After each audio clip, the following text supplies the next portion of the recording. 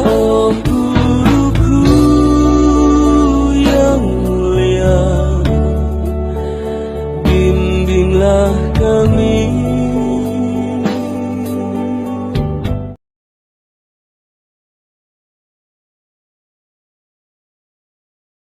Assalamualaikum warahmatullahi wabarakatuh. Ilahi anta maksudi, waridoka matlubi, atini mahabataka wa marifatak. Apa kabar para ikhwan akhwat? Semoga para ikhwan akhwat semuanya ada dalam keadaan sehat walafiat. Semoga kita bisa terus istiqomah, dalam mengamalkan amaliyah Thoriqoh Qadiriyah Naqsyabandiyah Suryalaya. Dan semoga para ikhwan akhwat semuanya, dalam mencari rezeki dimudahkan oleh Allah Subhanahu wa Ta'ala, dengan wasilah karomah dan barokah pangersa Aba Anom. Amin. Kali ini admin akan menceritakan pendapat Habib Jafar Hussein mengenai Aba Anom, dan karomahnya yang dirasakan Cing Abdel yang sangat luar biasa. Aba Anom merupakan seorang mursyid, yang sangat dikagumi oleh semua orang, dan menjadi panutan semua umat, sehingga Cing Abdel berguru kepada beliau. Aba Anom sangat berpengaruh di kalangan masyarakat dan pemerintahan, karena jasa-jasanya membantu masyarakat dan pemerintah, begitu nyata. Di antaranya membuat irigasi, untuk mengairi pesawahan masyarakat, membantu masyarakat dalam penyembuhan orang yang kecanduan narkoba, Aba Anom pejuang saat zaman revolusi dan masih banyak lagi. Dalam perjalanannya membimbing umat, Aba Anom memiliki banyak karomah, yang dirasakan oleh masyarakat, yang berguru atau mengaji kepada beliau. Beliau merupakan ulama sekaligus mursyid Thoriqoh Qadiriyah wa Naqsyabandiyah Suryalaya, meneruskan ayahnya yang bernama Aba Sepuh. Seorang cendekiawan muslim yang bernama Asep Salahuddin dalam bukunya yang berjudul Wali Fenomenal Abad 21 dan Ajarannya, mengatakan, Aba Anom adalah seorang mursyid, tempatnya orang-orang yang ingin berteduh dari jiwa-jiwa yang gundah, beliau merupakan tempat bernaung dari siapa saja, yang hidupnya terjebak dari kegelapan, kebingungan, keresahan jiwa-jiwa yang penuh dengan penderitaan.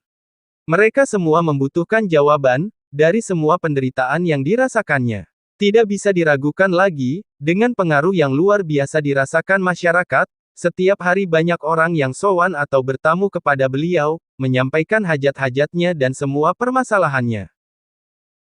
Pangersa Aba Anom dengan nama asli yang bernama Syekh Ahmad Sohibul Wafa Tajul Arifin.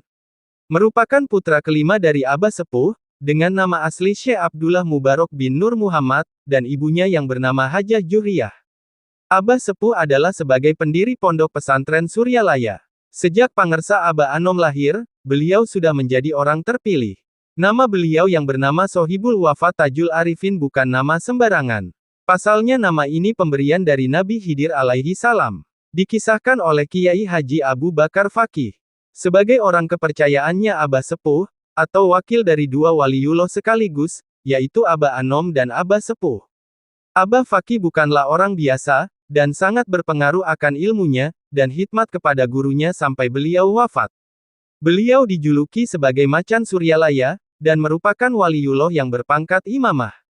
Aba Faqih pernah menceritakan, bahwa Aba Sepuh memerintahkan untuk menjaga putranya, yaitu Aba Anom sejak dari kecil. Sejak kelahirannya, Aba Anom selalu berada di rumahnya Aba Faqih, karena rumah Aba Sepuh dekat dengan rumah Aba Faqih. Beberapa hari setelah kelahiran Aba Anom, Aba Faqih mendapat surat langsung dari Nabi Khidir alaihi salam. Isi surat itu bertuliskan nama untuk seorang bayi. Dalam isi surat itu bertuliskan, Sohibul Wafa dan Tajul Arifin, di bawahnya bertuliskan, tanda tangan Nabi Khidir alaihi salam. Tidak menunggu lama, Aba Faqih langsung mendatangi rumah Aba Sepuh, dengan memberikan surat yang diberikan Nabi Khidir kepadanya. Maka Aba Sepuh menggunakan nama keduanya, yaitu Sohibul Wafa Tajul Arifin. Aba Anom dididik ilmu agama ketika umurnya masih kecil, dan dididik ulama-ulama di Tasikmalaya. Pada tahun 1930 Aba Anom menempuh ilmu pendidikan lebih luas lagi. Dengan berangkat menuntut ilmu agama Islam di berbagai pesantren. Di antaranya ke Pesan Cicariang, Pesantren Jambudipa dan Pesantren Gentur, daerah Cianjur. Ketika itu pesantren Gentur dipimpin oleh Kiai Syatibi.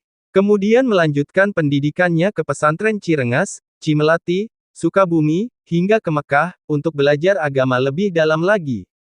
Perjalanan panjang menuntut ilmu agama inilah, membuat Pangersa Aba Anom menguasai banyak kemampuan yang sangat luar biasa seperti ilmu Al-Quran, hadis, fikih, ilmu alat, ilmu tasawuf, dan masih banyak lagi. Pangersa Aba Anom adalah orang yang sangat lembut dalam mendidik murid-muridnya. Siapapun orang yang datang kepadanya, Pangersa Aba Anom sangat menjunjung tinggi kelembutan tutur kata dan kasih sayang kepada mereka yang datang bertamu ataupun berguru. Sehingga siapapun yang datang kepadanya, hatinya akan merasa tenang, tentram, dan nyaman.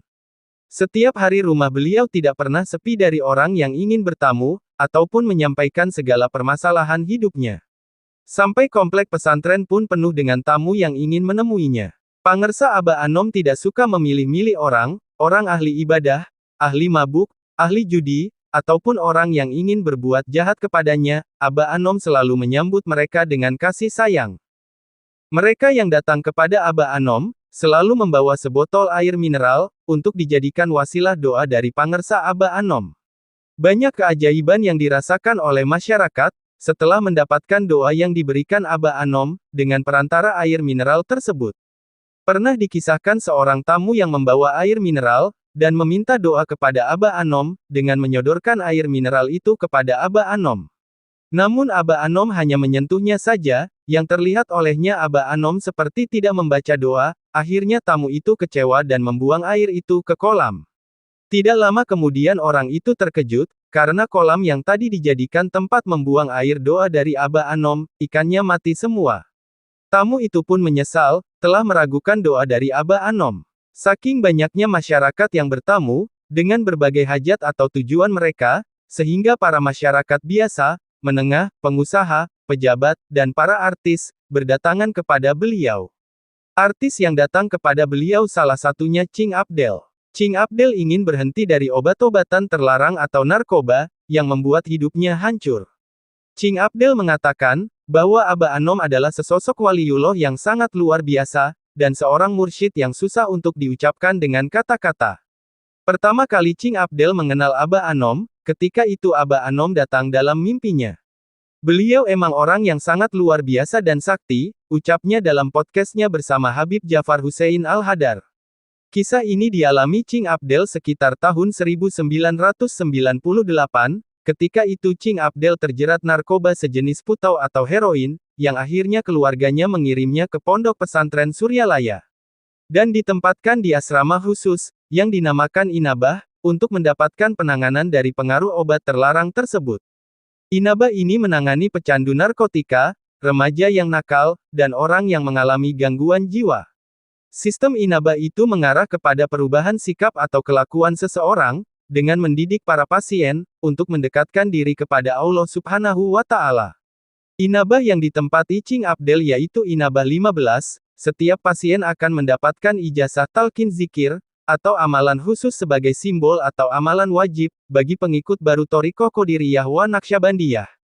Ching Abdel masuk Inabah terlebih dahulu, dan langsung dibina di sana. Binaan ini akan terus berjalan sampai semua pasien termasuk Ching Abdel, mendapatkan bayat talqin zikir. Pada awalnya, Ching Abdel tidak mengetahui apa itu talqin zikir. Menurut Ching Abdel, bahwa generasi dirinya lah, pasien bisa langsung mendapatkan bayat talqin zikir, dari mursyid Thariqah Qadiriyah Naqsyabandiyah yaitu Aba Anom.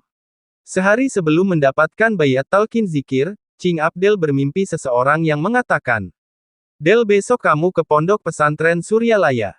Ternyata mimpi itu benar, besoknya Ching Abdel dan semua pasien memasuki pondok pesantren Suryalaya, dan langsung mendapatkan bayat talqin zikir.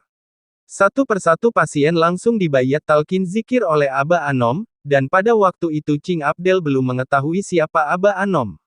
Setelah Aba Anom berada di hadapannya, yang anehnya wajah Aba Anom, sama dengan mimpinya waktu itu. Keanehan lain dari kisah Ching Abdel tidak cukup sampai di situ. Ketika Aba Anom menyampaikan nasihat, kepada semua pasien di sana. Nasihat yang diucapkannya menggunakan bahasa Sunda, jadi Ching Abdel tidak memahami artinya. Namun entah kenapa, semua pasien termasuk saya menangis terseduh-seduh, hanya mendengar suara beliau. Ujar Ching Abdel. Menurut Habib Jafar Hussein, pengalaman yang dialami Ching Abdel ini, menjadi satu bukti, bahwa Aba Anom merupakan seorang kekasih Allah Subhanahu wa Ta'ala.